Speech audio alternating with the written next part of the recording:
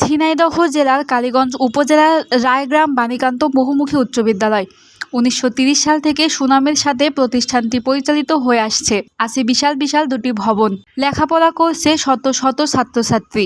এখন স্কুলের ছাত্রছাত্রীরাও হয়েছেন উচ্চশিক্ষিত, হয়েছেন বড় বড় অফিসার।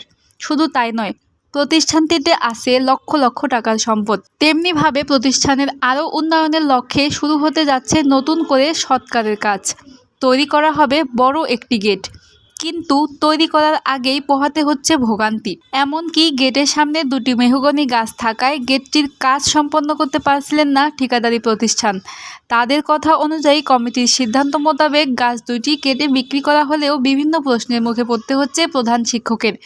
বিস্তারিত মোহাম্মদ সবুজ হোসেনের প্রতিবেদনে। আসসালামু আলাইকুম দর্শক, আমরা রায়গ্রাম বানিয়াকান্ত মাধ্যমিক বিদ্যালয়ে উপস্থিত আছি।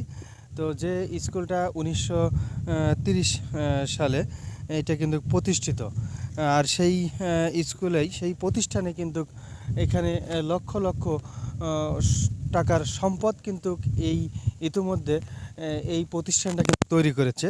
তারই আঙ্গিকে যেখানে আপনারা দেখতে পাচ্ছেন যে এখানে যদিও গাছ কাটা হয়েছিল কমিটির সিদ্ধান্ত অনুযায়ী, আমি কেন ভোগান্তির মধ্যে, বলছেন প্রধান শিক্ষক। হ্যাঁ, আমার স্কুলে শিক্ষা অধিদপ্তর থেকে শিক্ষা প্রকৌশল অধিদপ্তর থেকে ১৫ লাখ টাকার একটা গেট দিছে।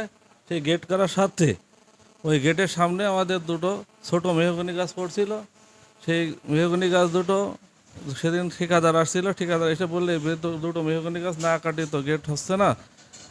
তাই আমরা রেজুলেশন করে সেই গাছ দুটো বিক্রি করছে, আর বিক্রি করছে আমাদের সভাপতি মোহাম্মদ আলী হোসেন উপ চেয়ারম্যান এবং কমিটির লোকজন থেকে। আর সেই বাবদ আমাকে ৪০,০০০ টাকার একটা চেক দিয়েছে। সেই চেকটা আমি জমাও দিয়ে দিয়েছি ফান্ডে। আমি বলেছি যে চেয়ারম্যান সাহেব, সভাপতি আর ম্যানেজিং কমিটির লোকজন বিক্রি করেছে, করে আমি চাইছি ৪০,০০০ টাকা।